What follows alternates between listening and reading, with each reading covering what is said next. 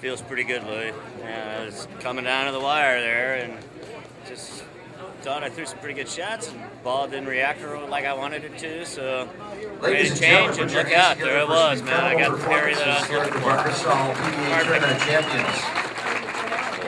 But I'm going to tell you, this is the best I think I've ever seen him bowl. I've seen him win a lot of titles, but I'm telling you, this is the senior Pete Weber. I think is actually better than the junior Pete Weber, because he is throwing it great. He's bowling with confidence, and I really think, this is definitely his turn. Yes, he used 2 different high roads, one IQ Tour Pearl, and then we drilled him a tropical heat that he used the last couple of games. And nobody on this planet has a softer hand as Pete Weber. And I don't care who you are, nobody has the touch with axis rotation. He can get the left gutter to the right gutter, but nobody can get, because he's the only one that throws it slow in the top whatever. And Belmo always bowls good. I can't remember the last time I saw him bowl poorly.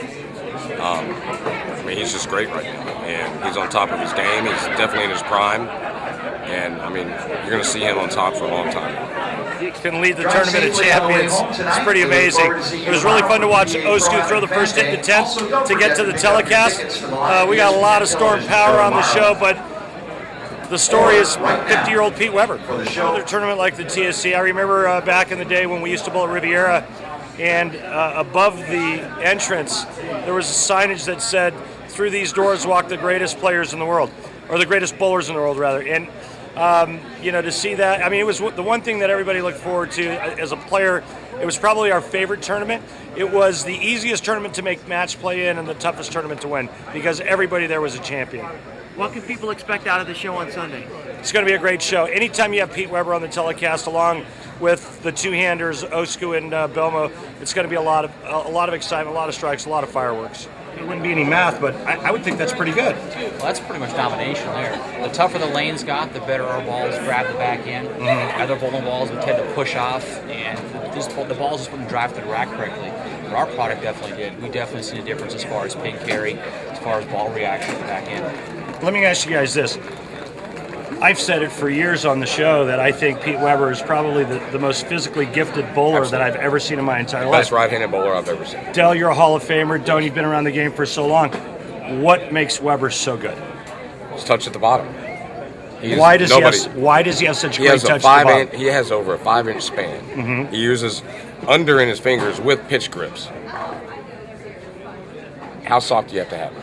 He's got an 8th reverse, just an 8th reverse. And that unbelievable. That long span. That trademark open hand, yes. Soft, with the glove on his hand is what this is what I look for every time he lets go of it. Exactly. And you don't see any grab in that. He can't. It's just he would dead lock up in it if you do. Doene, have you ever seen anything as incredible as a guy that's 50 years old? It's never happened in the history of our sport. A 50-year-old professional player leading the Tournament of Champions. At 50 years old, this is the best Pete Weber I've ever seen bowl. By Totally far. agree. Really? By far. I think this. Second to I none. think 50 over, and I actually have a theory on this, because he's been bowling all these senior regionals. He's got a lot of confidence. He said he leads every senior regional by a couple hundred pins. He is bowling with confidence. Does this mean I shouldn't bowl a senior regional with Pete Weber? I wouldn't. Okay. I'm not. Hey, I'm not afraid of that dude. I am. I'm not afraid of him. I am. That's a guy. I am. I am. See, look at the size of him and look at me. I'm not afraid of him. Okay, maybe if we were bowling, yeah. His kung fu is strong. He is. His kung fu is strong. All right, so what do you guys see? You've been here all week long. What do you see happening in terms of lanes breaking down on Sunday? You got two-handers. You got two-handers that are going to destroy the old pattern. High revs. It's all high rev.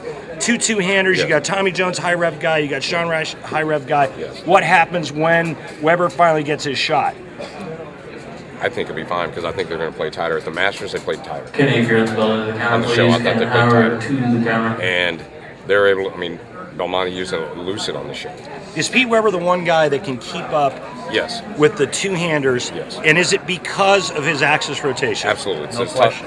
It's how soft he is floating it through the bottom and his axis rotation. Explain a little bit to the viewers that are watching this video what we're talking about when we talk about axis rotation.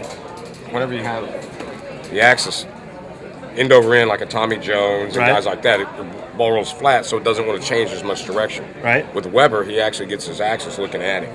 So as it's going down the lane like this, it's looking to go that way. So he can create more entry angle like a higher rev player. He can create more entry angle, but he can also, because of that rotation, get the ball to skid longer through the front. It goes through the front. So would it be a fair statement to say that Pete's ball doesn't read the lane near as early as everybody else's, so his ball doesn't read the transition created by the two-handers high revs? He actually gets it through there way cleaner than anybody else on the tour, right? Not only the 90 degrees axis rotation, but he's learned how to have that trick with his hand while getting it softer and softer and softer. And when everybody else creates burn, his ball still wants to skid. He can open the lanes up better than anybody. If this doesn't prove it, as dry as they got and as tough as they got towards the end, he just walked away. He bowled phenomenal. Yes, he did. This is the best I've seen him bowl. I'm telling you, I've seen him bowl great, and this is by far as good with the most confidence I've ever seen.